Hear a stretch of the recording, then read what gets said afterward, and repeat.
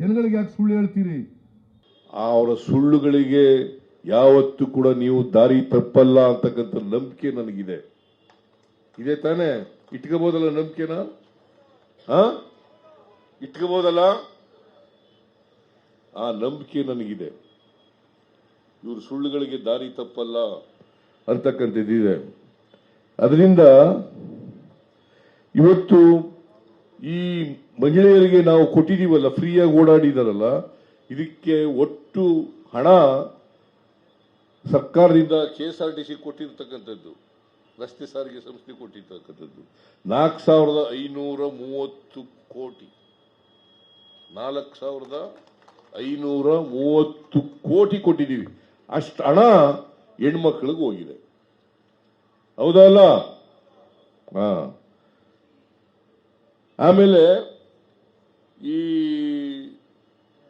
KSRTCನಲ್ಲಿ ಕೆಲಸ ಮಾಡತಕ್ಕಂಥ ನೌಕರರಿಗೆ ವಿಮೆ 1 ಕೋಟಿ ಮಾಡಿಕೊಟ್ಟಿದ್ದೀವಿ.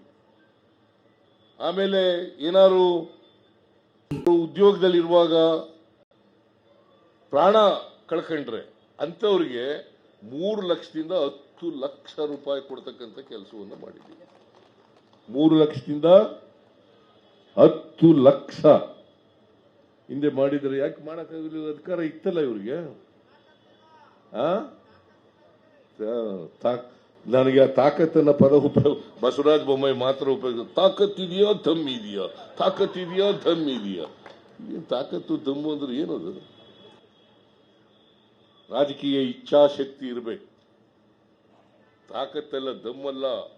ರಾಜಕೀಯ ಇಚ್ಛಾಶಕ್ತಿ ಮತ್ತು ಬಡವರ ಬಗ್ಗೆ ಕಾಳಜಿ ಮತ್ತು ಬದ್ಧತೆ ಇದ್ದಾಗ ಮಾತ್ರ ಇವೆಲ್ಲ ಮಾಡಲಿಕ್ಕೆ ಸಾಧ್ಯ ಆಗ್ತದೆ. ನಮ್ಮ ಹತ್ರ ತಾಕತ್ತು ದಮ್ಮು ಅವರು ಬಿಜೆಪಿಯವರು, ನಮ್ಮದು ಬಡವರ ಬಗ್ಗೆ ಬದ್ಧತೆ, ಬಡವರ ಆರ್ಥಿಕ ಸಾಮಾಜಿಕ ಶಕ್ತಿ ತುಂಬತಕ್ಕಂಥದ್ದು ಕಾಂಗ್ರೆಸ್ಸಿನ ಬದ್ಧತೆ.